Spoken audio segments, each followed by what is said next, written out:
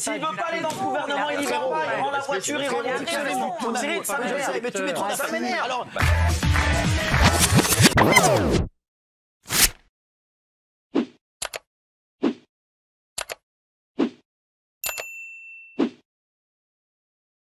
Ah, c'est que c'est bon signe. Bon, si vous voulez, mais en fait... Si, je veux, oui. Il se couche lamentablement parce qu'il a eu peur d'être tué par le duo Trump. Ah, ma mère est très contente, j'allais aux États-unis. Ah.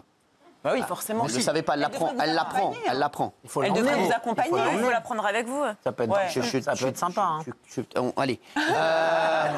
Donc, comme il a peur de perdre tous ses réseaux, d'être laminé, il se couche, il renonce à tous ses principes.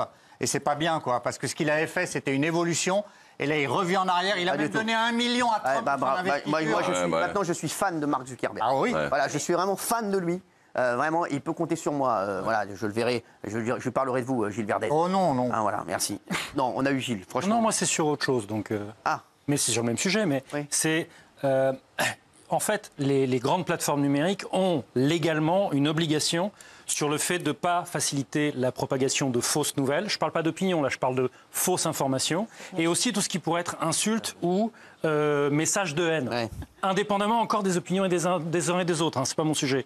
Et donc là-dessus, il y a un problème qui se pose, c'est que si vous n'avez pas d'équipe de modération, et si vous n'avez pas non plus des fact-checkers qui soient neutres et indépendants, ce qui n'a pas été le cas d'un certain nombre de fact-checkers, j'en conviens, bah, si vous n'avez pas ça, vous n'allez pas pouvoir remplir vos obligations légales. Donc là-dessus, il y a un souci. Merci. Alors moi, je voudrais montrer un truc. C'est que Mark Zuckerberg s'est confié aussi au sujet des contenus sur Facebook. Et pendant le Covid, il aurait été censuré à la demande de l'administration Joe Biden. Regardez. Je suis généralement assez favorable aux vaccins. Je pense qu'en général, les vaccins sont plus positifs que négatifs. Mais je pense que pendant qu'ils essayaient de pousser ce programme, ils essayaient aussi de censurer tous ceux qui s'y opposaient. Et ils nous ont fortement incités à retirer des choses qui étaient vraies. Tout ce qui affirme que les vaccins pouvaient avoir des effets secondaires, nous devions les retirer. Mais c'est vrai que souvenez-vous, pendant le Covid, quand vous tweetiez, que vous mettiez le mot Covid, vaccin, etc., vous aviez un message automatique en disant attention, cette personne dit des conneries. Et je pense que là, Mark Zuckerberg, il s'insurge contre la dictature wokiste. Dictature, parce que pendant le vaccin, c'était de la dictature, clairement. Et wokiste, je suis désolé, c'est pas une mauvaise chose qu'on enlève les tampons dans les toilettes pour hommes. Je pense qu'il a essayé le wokisme, il a vu que ça faisait du mal à la société. Il revient en arrière et c'est très bien. Je suis assez d'accord. Gilles Verdez. Non, moi je suis pas du tout d'accord. C'était un progrès. Gilles Verdez. C'était un progrès. Vous voyez bien qu'il y a un truc là qui se passe là.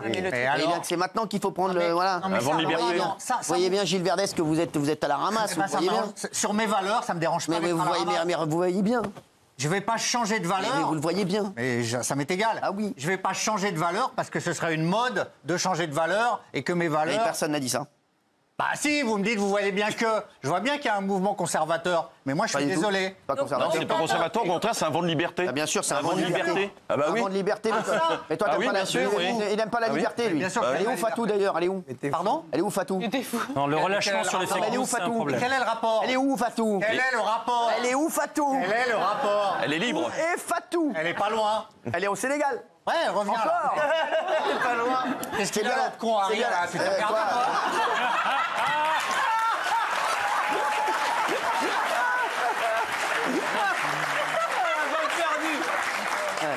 Non mais attends, c'est vrai, non mais quoi, c'est mon pote. Vous êtes con mais je suis pas cocu. Non mais je te le dis. Oh non.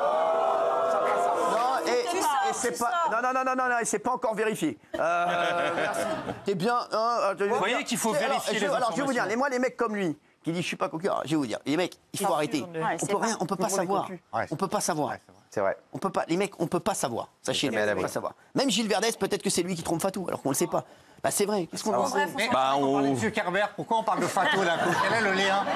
Parce que Fatou m'a fait penser. Parler. Elle va très bien. Oui. Donc toi, tes valeurs, Gilles, c'est qu'il y ait des tampons dans les toilettes des hommes. Oui. Ok. T'es au courant que la femme, elle a attendu des millénaires pour avoir des tampons gratuits dans les toilettes. Donc je pense que les hommes qui ont envie d'être des femmes, on les respecte, mais ils peuvent attendre encore des millénaires avant de les avoir gratuits. Pourquoi attendre? Bah je te le dis, parce que la femme, elle a attendu toute sa vie, depuis des centaines d'années, d'avoir des trucs gratuits dans les toilettes qui sont censés être gratuits depuis bien longtemps. On l'a enfin. Donc, s'il te plaît, tu peux passer outre ce détail-là. Et juste, allons à l'inverse de ça. C'est pas mal, ça, c'est pas mal. Juste, c'est pas mal. Allons à l'inverse de ça, mettons des urinoirs dans les toilettes des femmes. Bien sûr. Et donc, il y aura des agressions sexuelles, puisque les femmes n'ont pas envie de voir de sexe masculin dans leurs toilettes. Donc, tu dis quoi à ça? Mettons des urinoirs chez les Gilles femmes. Verdez, mais vous connaissez pas? Eh oh, c'est Gilles Verdez, là. Je sais pas pourquoi vous prenez la tête. Les mecs, c'est Gilles Verdez. Qu'est-ce qu'elle veut, Blanche-Neige? Alors, moi, je voulais dire. Elle ressemble de plus en plus à Blanche-Neige. Tout à l'heure, il y a le keuf qui va arriver, je vais la mettre à côté de lui, on y est. À côté d'elle.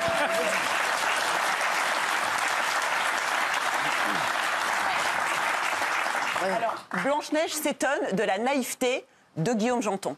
Parce que Zuckerberg, en fait, il n'a pas de colonne vertébrale. Ah oui, c'est vrai.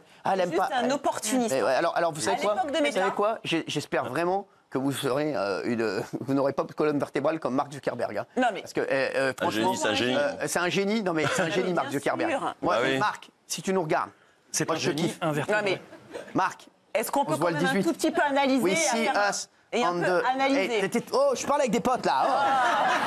Je parle avec des potes américains là. Oh. Anglais en plus. Marc, Elon, it's Cyril, it's Baba. D'ailleurs, il m'appelle Baba. Baba. Et je rigole pas, il m'appelle Baba là-bas. Et vous l'appelez Donald? Allez voir. Non, mais je parle pas de Elon et de Marc. Il parle à Zuc. Il m'appelle Baba. Vous allez voir. Mercredi, soyez là. Mercredi. Vous verrez. Donc, mercredi, soyez là. C'est tout ce que je peux vous dire. Soyez là. Soyez dans l'émission. Sur la table, sur la réservation, il y aura écrit Baba. Ouais, bien sûr, j'ai dit non. Ils ont voulu mettre Cyril, je dis non, c'est Baba. Parce qu'aux États-Unis, ça va plus vite comme ça. Mercredi, on fera moins les malins. Non, mais vous serez pas là mercredi, vous.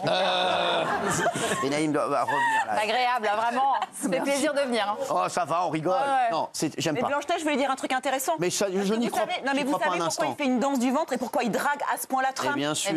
Parce qu'il est malin. Bah non, parce que l'administration. Mais non, l'administration Biden a demandé un bannissement de TikTok. Et alors? Ouais. Et ben justement, Zuckerberg veut surtout. Mais il n'y aura pas de bannissement de TikTok avec Donald Trump, donc vous inquiétez pas. Mais bien sûr que si. Non, il n'y en aura pas. Avec Donald Trump, il n'y aura pas de bannissement de TikTok. Zuckerberg rêve que justement TikTok soit banni.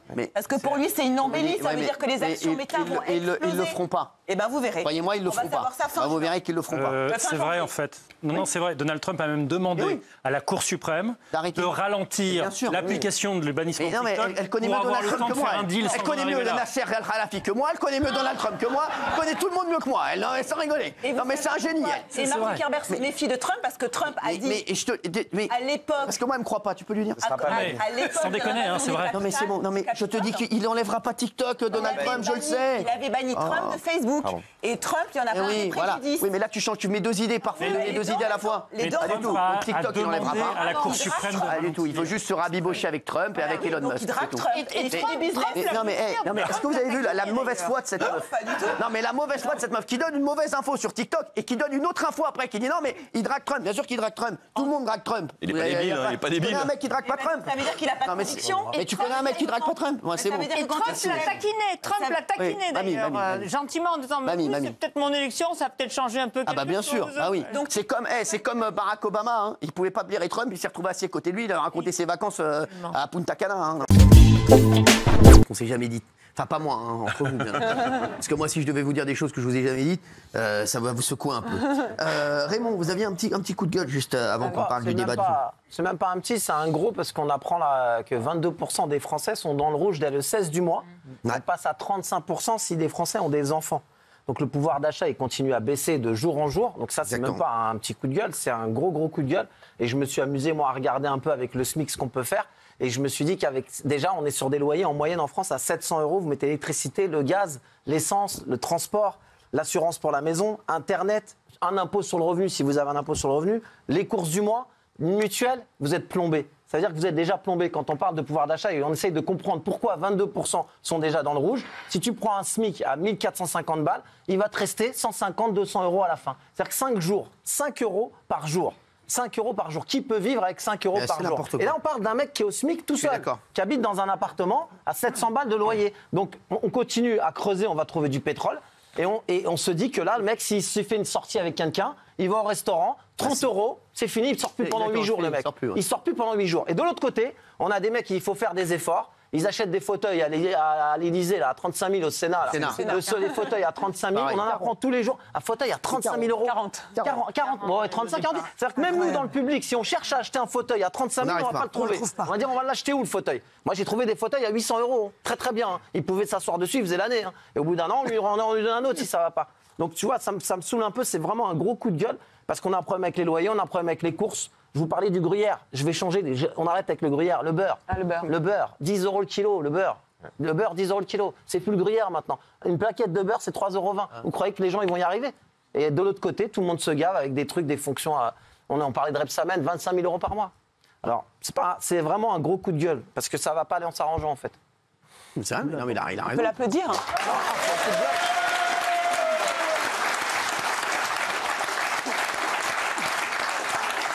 C'est chaud parce que je vous parle même pas des mecs qui ont des enfants, je vous parle même pas des gens. En vrai, c'est grave. On se rend pas compte comme c'est grave. On se rend pas compte de faire les courses comme c'est grave. Là, je prends les budgets courses, j'ai mis que 150 euros pour vous donner les chiffres. Raymond, il y a Géraldine et Guillaume qui ont rigolé. Mais ils se foutent de ma gueule, mais je m'en fous. C'est le gruyère. Mais je m'en fous, j'ai changé le gruyère, j'ai l'essence et le transport. Pas du tout, tu m'as lu ça pendant la pub, tu dis que c'était un truc de fou. Il fallait que tu le dises. C'est un truc de fou. L'assurance maison, si on prend 30 euros, j'ai pris Internet, 40 euros d'Internet, un impôt sur le revenu, 70 euros par mois. Tu prends l'électricité, le gaz, ça peut être 50, 60, 80 euros par mois.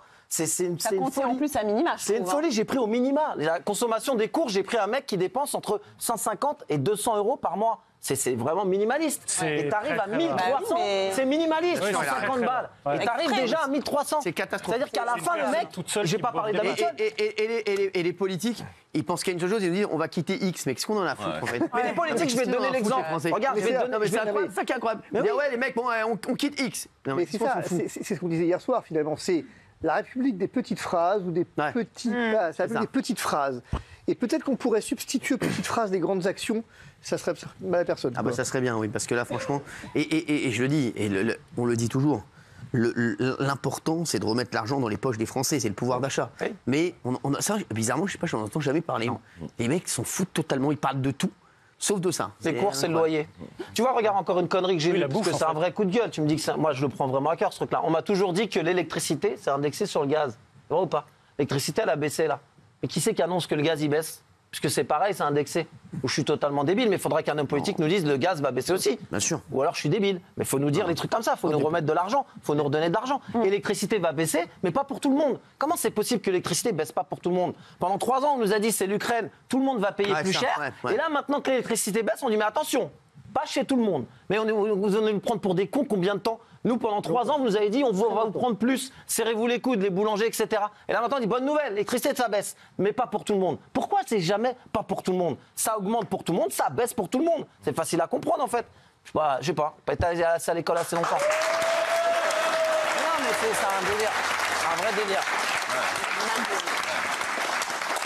Un vrai délire. Sans parler des retraités aussi, qui galèrent. Vraiment, oui. Et par pudeur, t'en parles pas, Raymond, mais les mecs qui ont des maîtresses, ça coûte encore plus cher, ils ont encore plus de mal à s'en sortir. 2 fois plus. Bah oui, ils tiennent pas jusqu'au 16. Mais moi, je mets au défi un homme politique de vivre avec 5 euros par jour. Raymond, je vais vous dire. Quand on arrive au mois de février, je peux vous dire que quand la Saint-Valentin approche, je suis mort. Je peux vous dire que c'est son plus gros budget de l'année. Ça, c'est sûr que là. Ça va se remettre. Non, mais faut mettre au défi un homme politique de vivre avec 5 euros par jour. Et là, j'ai pris large. Eux, quand ils prennent leur petit déjeuner, c'est 20 euros. L'orange pressée, le petit match, c'est 20 euros un petit déjeuner. Minimum. Ça veut dire que c'est déjà 4 fois la journée, 4 jours d'un gars à qui il propose le SMIC. Donc proposer des SMIC, c'est bien, mais à un moment donné, je suis pas étonné, moi, le 16. Il y a Olivier d'Artigol qui est d'accord avec vous. Eh ben, bravo, je l'écoute à la radio tous les jours. Sur l'électricité et le gaz. Très, très bien. Il a dit que c'était une honte absolue. Ah, on est d'accord. Je suis pas totalement con. Je fais une réflexion à ce sujet. Allez-y, avec grand plaisir. Moi, j'ai vécu dans une famille qui a gagné 2 SMIC. Mon père et ma mère gagnaient tous les 2 le SMIC. Et j'ai 50 ans, je suis quand même extrêmement surpris de voir cette dégradation en fait du pouvoir d'achat. Ah bien sûr. Dire quand j'avais 10 ans, quand j'avais 15 ans, mes parents ont réussi à construire une maison. C'est ça, exactement. Oui. Ils ont réussi à acheter à peine, je dis pas, mais vrai, une petite résidence secondaire. Aujourd'hui, c'est plus possible. Bien sûr, mais c'est ça qui est fou. Ils ont vécu avec un SMIC chacun, ils ont trimé, ils ont bossé. Si je peux me permettre, Fabrice, avant on était en francs, tu prenais ton loyer en francs. Tous les gens qui nous regardent, moi j'ai commencé à payer mon loyer en francs. C'était jamais 60% de ton budget. Aujourd'hui, il faut marcher sur la tête. C'est 60% ton budget. Ton loyer déjà, c'est mort, c'est 60% de ta paye. Rajoute ce que je vous ai dit là, l'essence, Internet, les transports, les impôts. T'as rien fait, t'as pas acheté un slip, t'as pas été au coiffeur, t'as pas acheté un survêtement que t'es déjà à découvert. Je suis pas sorti en fait. J'ai payé juste ce que je dois. Donc avant on était en francs. Ton loyer c'était 2000 francs, tu touchais 10 000. Et encore, là, dans ce que tu dis, t'as pas fait une crêpe. Hein. J'ai rien fait, j'ai même pas acheté de farine. Non mais c'est pas une vanne, il a raison ce qu'il dit. Avant on pouvait faire des trucs. Fabrice, je te dis la vérité, c'est vrai parce qu'avant on disait quand tu travailles, tu t'en sors. Et avant c'était vrai. Maintenant il y a on disait aussi tes enfants s'en sortiront mieux que toi. Oui, c'est ça. C'est plus le cas maintenant. Bien sûr, exactement. Et maintenant les mecs qui travaillent, ils s'en sortent pas. Et ça pour une société c'est super. Les loyers et les courses. Quand tu crois plus à l'amélioration pour tes propres enfants, le consensus social est en train de mourir, du coup. Ouais. C'est un truc super important. Si tu crois plus collectivement que tes enfants iront mieux que toi, en fait, tu n'acceptes plus aucun compromis dans la société telle qu'elle existe. Mais non, ça veut rien dire. Moi, les mecs, quand tu dis ça, moi, je veux dire, c'est même pas une question d'époque. Hein. Bah oui. Je vois mes enfants, je sais que non. Surtout, non, je vois mon fils. Mais on est bien d'accord. Je vois mon fils, je le sens pas, tu vois, là, tout de suite. Il n'y a pas la niaque. Tout de suite reprendre tout de suite la société, tu vois, je le sens pas. Tu vois. Mais Cyril, quand vous serez président de la République, est-ce que vous supprimerez la TVA sur l'ensemble des produits alimentaires de première nécessité? Bien sûr. Ah, mais ça, c'est sûr. Bon, bah au moins, on a sûr appris ça ce soir. Mais bon, je serai jamais président. Si, c'est dans 2 ans et demi. Hein. Non, mais en tout cas, c'est sûr que je le ferai, ça. Moi, alors ça, c'est un truc. Voilà, ça veut dire que les riches seront aussi avantagés que les pauvres. Non, mais les mecs, et moi, je vais vous dire, j'en ai marre d'entendre des mecs qui disent les riches, les pauvres. Ça, je déteste ça. Moi, ce que je veux, c'est ce que je voudrais, en fait, en France, et si le prochain président en 2027, j'espère qu'il dira, je préfère qu'il y ait plus de pauvres, plus de riches que plus de pauvres. C'est ça le truc. Aujourd'hui, on a envie que tout le monde s'en sorte. On a envie de remettre l'argent, voilà, je vous le dis, dans les poches des Français. Et quand il dit la TVA, supprimer la TVA sur les produits première nécessité, bien sûr qu'il faut le faire. Le pain, la farine, le lait, les œufs. Pour moi, il faut aider et les classes moyennes. Il faut les aider, les classes moyennes. Je suis désolé. Les classes moyennes, les mecs, ils travaillent comme des dingues. Ils ne s'en sortent pas. Alors que, comme a dit Fabrice avant, avec 2 SMIC, c'est vrai que c'est fou ce que tu dis. C'est vrai que c'est fou ce que tu dis. Mais moi, je vois mon père. Mon père, il était médecin. Je te le dis, mon père, voilà, il travaillait toute la journée. Bien sûr, il gagnait bien sa vie, mais il gagnait, je le dis, il devait lui rester, voilà, 4 000 euros à la fin. 4 000 euros, c'est un beau salaire. En cravachant. Mon père, tu sais ce qu'il a fait quand je me dis tout ce qu'il a fait, franchement, tout ce qu'il a fait, tout ce qu'il a fait avec 4 000 euros. Aujourd'hui, avec 4 000 euros, tu fais quoi? Non, mais sans rien, bien sûr, tu t'en sors. C'est un beau salaire. Mais je me disais, avant, avec mon père, quand il avait 4 000 francs, bah, franchement, il était très très bien. Enfin, il a essayé, il a construit des choses. Tu vois ce que je veux dire? Et puis vous parliez des retraités, sont à moins, la moitié sont à moins de 1 000 euros. La moitié des retraités sont à moins de 1 000 euros. Mais tu sais que, à l'inverse, moi, je gagne très bien ma vie, et j'ai discuté avec des confrères plus anciens qui sont aujourd'hui retraités. À mon niveau de revenu, ils avaient une voiture et un chauffeur. J'en suis pas là. Hein. Bien sûr. Je gagne très bien ma vie, je me plains pas, c'est pas le problème. Mais ce que je veux dire, c'est intéressant de constater la dégradation. Je vais te dire un truc. J'ai des potes, moi, qui sont médecins généralistes. On a fait un voyage avec des potes. Mes potes m'ont dit, ces médecins généralistes, il m'a dit, je suis désolé, je ne peux pas venir. Les mecs qui ont 3 enfants, ils me disent, aujourd'hui, je ne peux pas venir. Je me mets dans le rouge si je viens. Donc voilà, je peux pas faire ce voyage. Donc tu vois, alors. Et je me dis, donc avant, mon père était médecin général. Les mecs maintenant, même médecins, je te dis, c'est ça qu'il faut. On a l'impression, et il a raison, il y a un truc avec l'euro aussi. Hein. L'euro, ça c'est manger une banane monumentale. Bien sûr, l'euro, la banane a été monumentale. Tu te rends compte, maintenant, on te parle de 1 000 euros. 1 000 euros, les mecs, c'est 6 500 francs.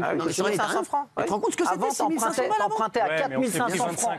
4 500 francs, t'achetais une maison avant. T'empruntais pour une maison à 4 500 francs. Avec des taux d'intérêt à 18%. Pas les nôtres. Pas ceux qu'on a connus, nous, à 4%, 3%. À 18, 16%. Ma mère, elle est commerçante. Elle a 800 euros de retraite. Ça, c'est fou. Ah oui, 800 euros de retraite. Elle a travaillé depuis l'âge de 17 ans. Ouais. Mais c'est vrai que, je le disais, j'ai une très bien vie, je me suis amusé à faire une simulation de ce que sera ma retraite. Mais il est passé où, mon pognon?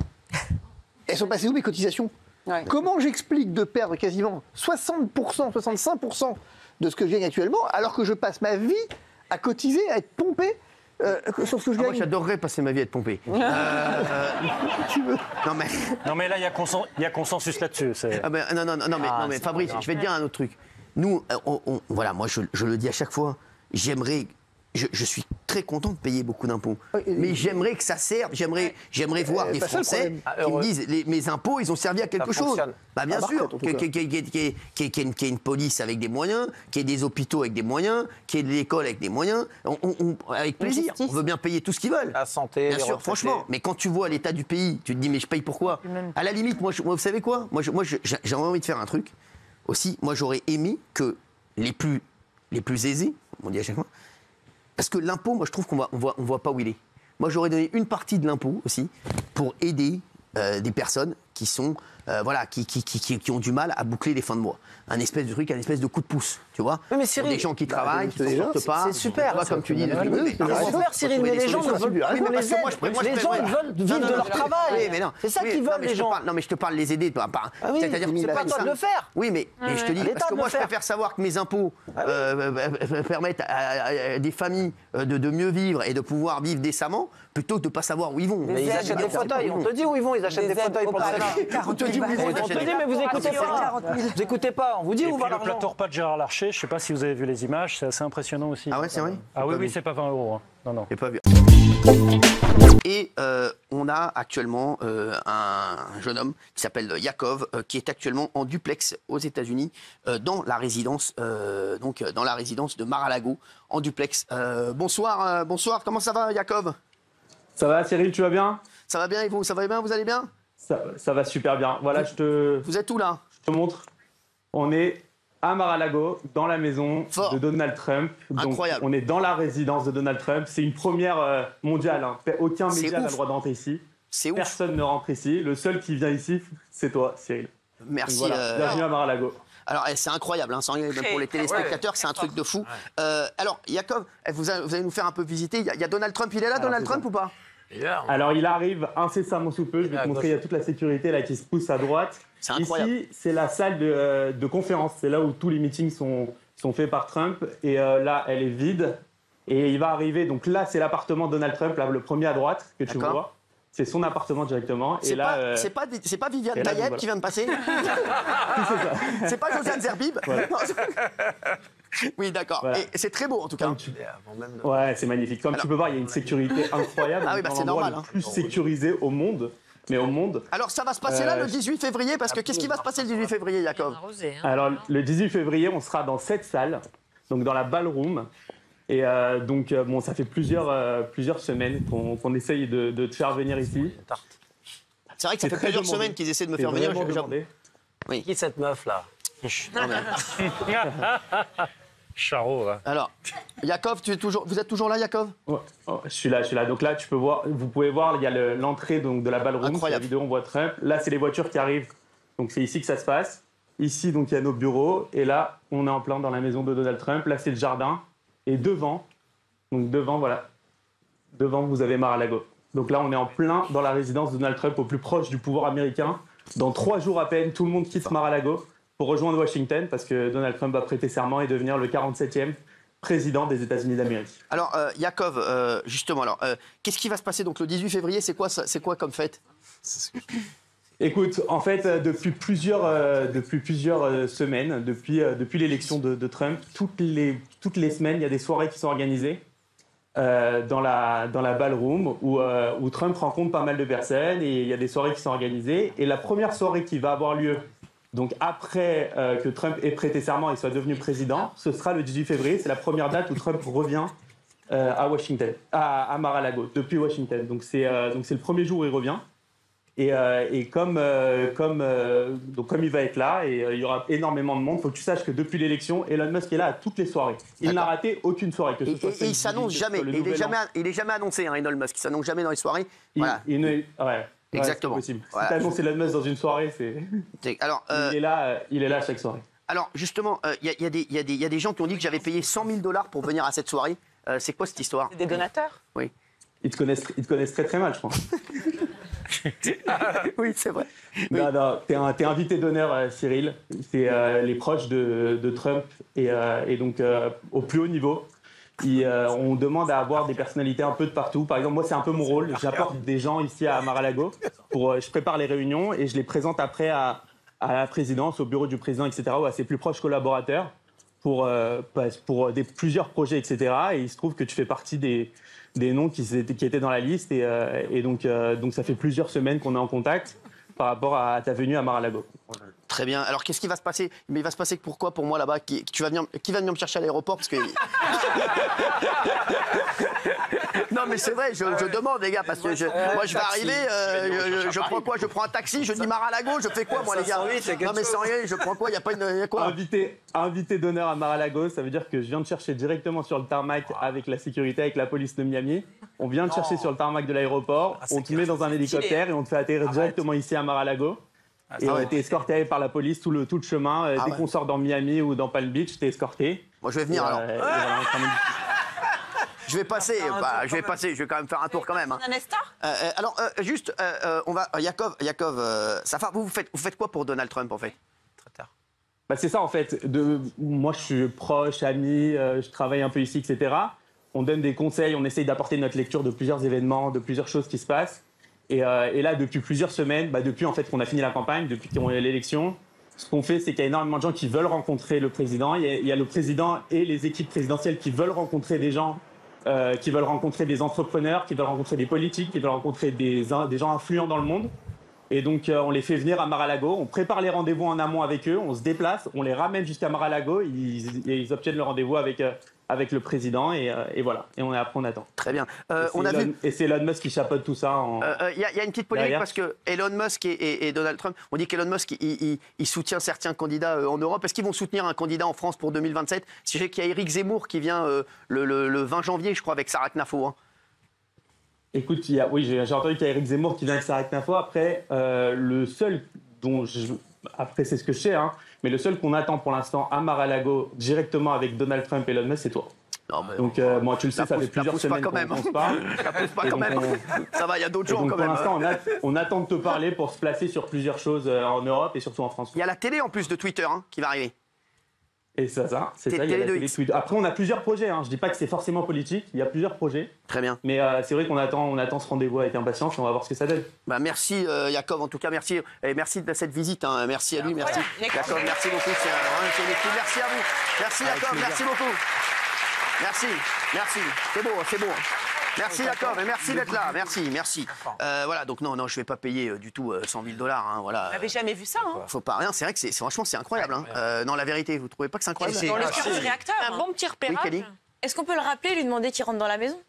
Non, pas comme ça. C'est vrai que ça serait pas mal. Interdit, comme ça, interdit ça? Non, pas comme là, ça. vous pensez qu'il a demandé des autorisations pour faire ce qu'il a fait là? C'est interdit. Déjà, le jardin, on peut le revoir, hein, non, parce que là, c'est vrai qu'on aimerait bien savoir, parce que c'est vrai que là, déjà, j'ai vu la sécu et tout. Ça fait peur pour lui, il va pas se faire sniper là?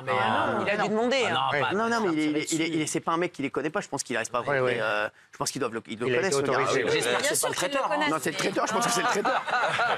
Mais il ne peut pas rentrer, parce qu'avant que le président arrive, il y a le président qui arrive là en plus. Oui, c'est ça. Donc avant, il vérifie qu'il n'y ait pas de bombes, de choses comme ça. Ils ne vont pas revenir pour tout vérifier, donc ils ne laissent plus personne monter. C'est sanctuarisé avant qu'il arrive. C'est évident que c'est un homme de confiance. Parce que je connais un petit peu la maison. Ah ouais, c'est vrai? Ah bah oui. S'il est là comme ça, c'est un homme de confiance. C'est évident. Ah oui, c'est sûr. En tout cas, il est bien sympathique, franchement. Et voilà. Avec un téléphone, sans brouilleur, qui fait une vidéo avec vous en direct et tout.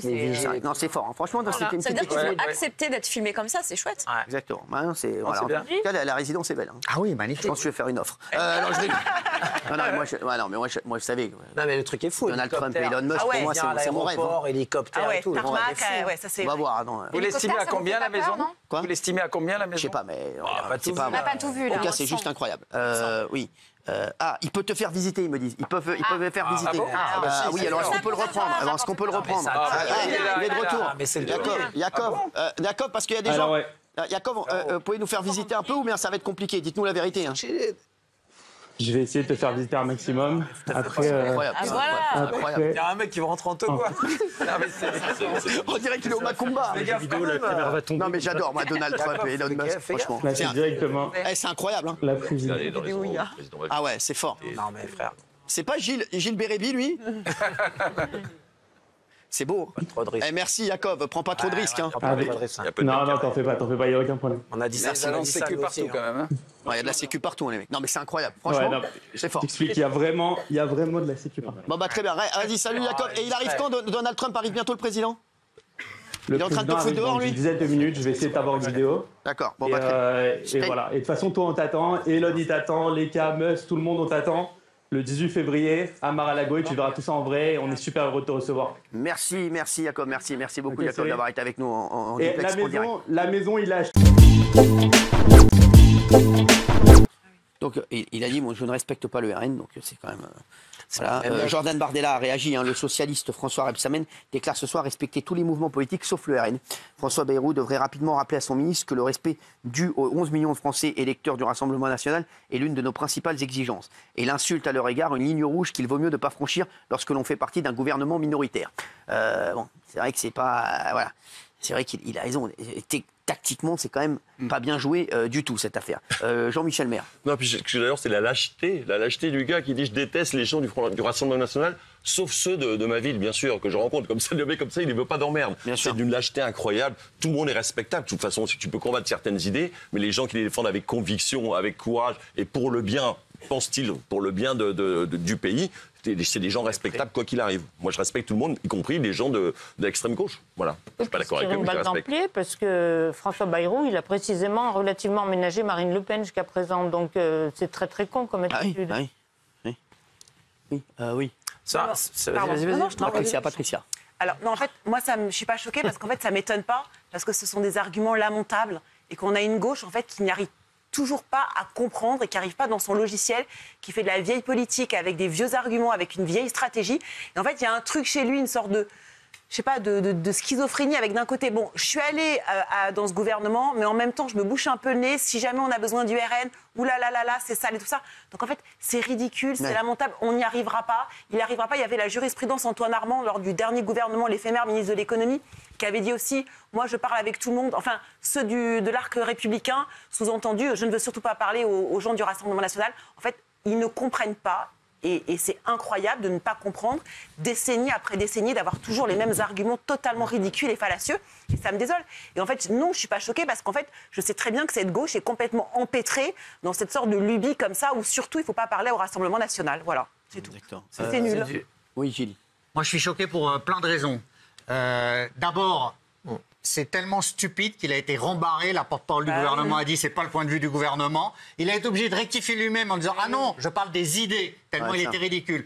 Deuxièmement, c'est un homme politique qui est quand même fragilisé parce que dans son coin là-bas, on lui reproche de cumuler les fonctions, d'aimer avoir plusieurs casquettes et d'accumuler les revenus. Et troisièmement, on combat les idées, si on veut. C'est ce que je fais du Rassemblement national. Mais on ne jette pas aux chiens en les méprisant d'un air condescendant. 11 millions de gens qui sont dans la difficulté, qui, pour diverses raisons, ont voté pour un parti comme le Rassemblement national. Donc je trouve ça désastreux. C'est d'une, j'allais dire une connerie, c'est d'une stupidité sans nom. Thomas Guénolé. Il y a des électeurs du RN qui nous regardent. Ça ne m'a pas échappé. Et je voudrais leur dire, avant de poursuivre, que je ne les juge pas et que moi, je veux juste les convaincre d'arrêter. Je dis ça parce que ce que je vais dire va probablement les énerver. Donc je dis juste que moi, je suis dans le dialogue. Je ne suis pas en train de m'attaquer à eux. Je sais, bien sûr, Thomas. Sachez, voilà, pour votre gouverne, que dès que vous ouvrez la parole, vous énervez énormément de monde. Donc c'est pas la peine. Il y a aussi des gens. Il y a aussi des gens de RN. Voilà, oui. C'est contrasté. Les gens du RN. C'est contrasté. Il y a aussi des gens qui aiment beaucoup ce que je raconte. C'est bien, mais sinon, il faudra commencer. À chaque fois que vous parlez, vous devez dire ça. Non, là, je le dis particulièrement parce que quand vous dites à des gens qui votent RN que le RN n'est pas un parti respectable, ils peuvent le prendre à tort comme une attaque envers eux, électeurs du RN, alors qu'on peut parfaitement respecter les électeurs et penser qu'ils font. Il m'énerve déjà. Et penser qu'ils font une gigantesque connerie. Bon, et une de mes raisons, c'est que le député RN du Var, Frédéric Boccaletti, c'est l'ancien propriétaire à Toulon d'une librairie antisémite et négationniste. Et ça, je trouve pas ça respectable, par exemple. Est-ce qu'on peut revenir sur François Rebsamen? Merci. Oui, Rebsamen, je comprends totalement. Est-ce que vous êtes choqué par ce qu'il a dit? Non, je suis d'accord avec lui. D'accord. Je suis totalement d'accord avec lui. Mais j'ajoute. Pourquoi il rejoint Bayrou? Je peux vous dire juste un truc, Thomas, juste parce que vous allez me dire, parce que vous êtes politologue. Non, mais c'est vrai. Donc là, c'est important. Alors là, dans ce cas-là, si je vous réponds comme politologue, ce sera dans l'analyse, ce sera pas mes opinions. Exactement. On est d'accord. Ah oui, parce que mais parlez plutôt avec votre tête plutôt qu'avec votre cœur. Thomas Guénolé, on est d'accord que le gouvernement tient que parce que le Rassemblement national les tolère pour l'instant. Ok. C'est vrai, on ne va pas se mentir. Dans ce cas-là. Donc, est-ce que même, franchement, Il y a une info que vous avez pas. C'est très très mal joué de la part de François Rebsamen. Gilles Verdez est loin de défendre les idées du Rassemblement national, mais tactiquement, Gilles est d'accord. Gilles, que c'est une bêtise. C'est stupide, c'est stupide. Alors, mais c'est pour ça que tout le monde lui est tombé dessus. Bien sûr. Il a dû avoir un coup de fil du Premier ministre direct qui lui a dit arrête tes conneries. François Bayrou, là, je peux te dire qu'il va bien sûr. Tu vas venir à Pau, tu vas voir. C'est chaud. Encore une autre comme ça. Je vais te la faire, la Pau. Oui, merci. Il y a quelque chose que vous savez peut-être pas et qui explique, et je le dis parce qu'il l'a dit lui-même publiquement à plusieurs reprises, François Rebsamen, il est franc-maçon. Oui. Et quand vous êtes, les gens qui ne se sont jamais intéressés à ces milieux-là ne le savent peut-être pas, mais quand vous êtes franc-maçon, l'extrême droite, c'est pas juste une force politique comme les autres, c'est votre ennemi politique héréditaire. C'est des histoires comme l'affaire des fiches au début du XXe siècle pour les gens qui ont l'histoire, etc. Et donc, Raymond, il connaît 2 maçons aussi. Et donc, non mais je te dis, il connaît des maçons hyper francs. Honnêtement, on peut pas faire comme si c'était pas une information. François Rebsamen, ça veut dire que l'engagement de toute sa vie, le plus important, c'est un engagement spirituel. C'est d'être contre l'extrême droite.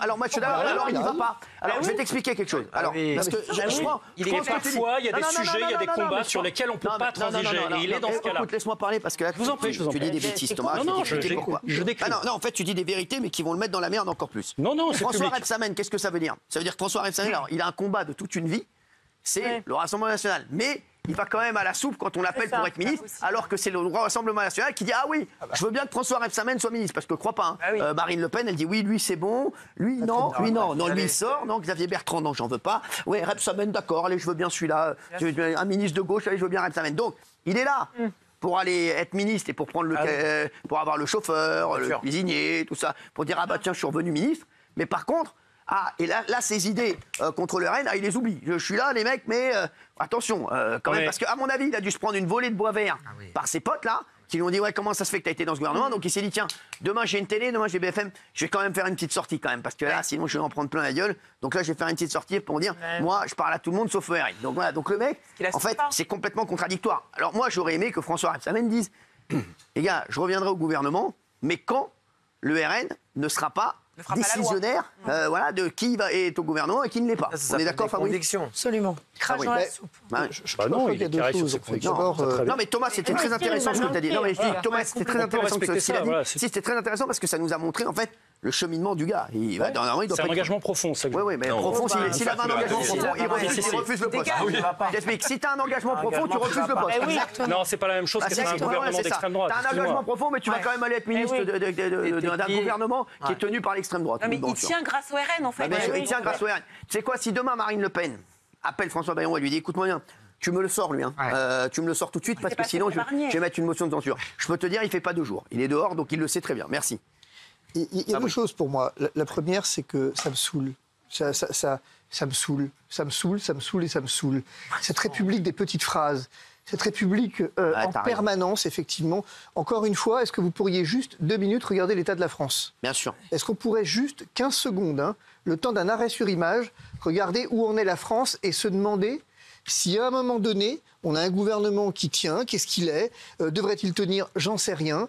Le fait est qu'aujourd'hui, il est là. Et qu'aujourd'hui, il faut arrêter de parler, il faut agir. C'est tout. Fin de l'histoire. Point à la ligne. Et donc peut-être que quand on est ministre, on a peut-être le droit de sortir du paradigme des petites phrases pour entrer dans celui des grandes actions. T'as raison. Et que souvent, eh bien, à défaut de grandes actions, on a des petites phrases. C'est ça, premier élément. Deuxième élément, je voudrais dire une chose à Thomas et à Gilles. Arrêtez. Arrêtez de dire... Il n'a rien fait, le pauvre Gilles. Le pauvre Gilles, il n'a rien fait. Attendez, je sais pas. L'ensemble de mon œuvre. Vous savez.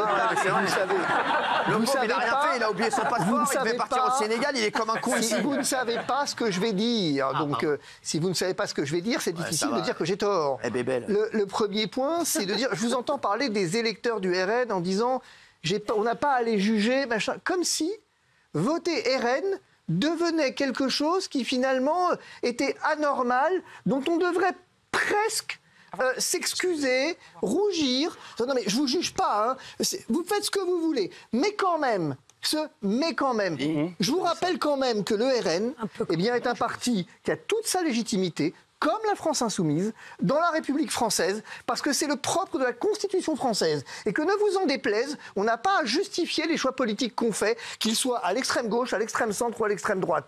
Ils font effectivement, c'est le propre de la démocratie, de ne pas avoir à se justifier. Et donc de dire, non mais bon, les électeurs du RN, vous comprenez, je vous aime bien, mais bon, non, ça c'est non. Les Français votent pour qui ils veulent, sans que personne n'est allé juger. Enfin, dernier point, vous avez dit quelque chose, Gilles, avec lequel je suis forcément d'accord, c'est on combat les idées et pas les hommes. Bravo, oh, c'est fort ce qu'il dit. Vous avez ça.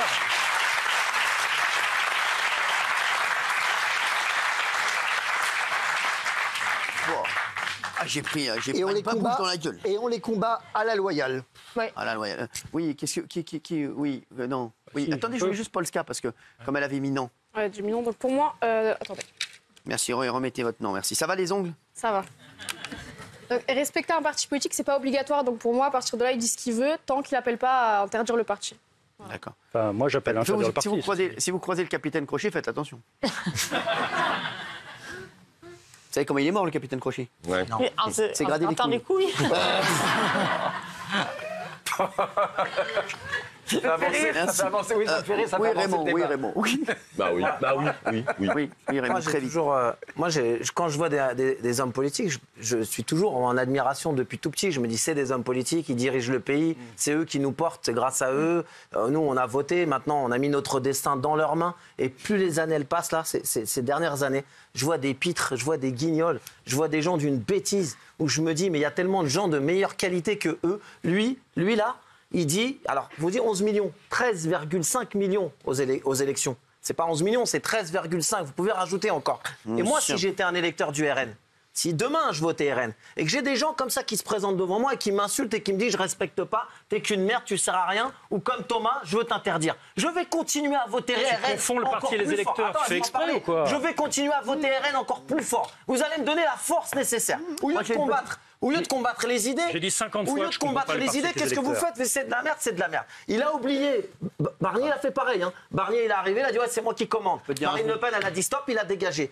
Il est en train de faire la même chose. Non, mais on a le droit d'avoir des convictions quand même. Je trouve que tu te mets un petit peu trop la rate. Non, mais tu peux pas insulter les gens. Tu peux pas. Mais c'est pas une insulte envers les électeurs. Non, mais il est somatique. S'il veut pas aller dans le gouvernement, il y va pas. Il prend la voiture, il remonte sur les monts. Ça m'énerve. Alors, il y a une différence entre dire tu as des électeurs de merde. Je vais vous donner une info sur François Rebsamen. Non, stop. Je vais vous donner une info sur François Rebsamen, parce que là, c'est quand même un génie. Lui, à mon avis, je t'explique, dans une semaine, il est chez lui en train de faire de la moutarde à Dijon. Le ministre François Rebsamen cumule 2 mandats, augmente ses indemnités et est parfaitement à l'aise avec ça. En plus de cumuler ses fonctions de ministre de l'aménagement du territoire et de président de métropole, François Rebsamen s'est augmenté de 25 000 € par an. Contrairement au Premier ministre, il refuse de renoncer à son indemnité locale. Bon, François Rebsamen, alors oui, là, à mon avis... Il va peut-être pas tenir. Hein. C'est ses sous. S'il avait des idées derrière ça, je m'en fous qu'ils prennent 25 000 balles. Mais au moins, garde tes idées. Sois honnête avec tes idées. Le RN n'existe pas. Le RN n'est pas respectable. Je ne vais pas dans ce gouvernement parce que c'est le RN qui commande. Il y a une motion de censure dans 48 heures. Ils vont sauter tous un par un avec ces conneries-là. Au lieu d'aller combattre les idées du RN, va combattre les idées. Ouais, je respecte pas les RN. Par contre, les 25 000, mets-les dans la poche droite, s'il te plaît. Mets-les dans la poche droite. C'est quoi ces mecs-là Oui, à 99%. Merci.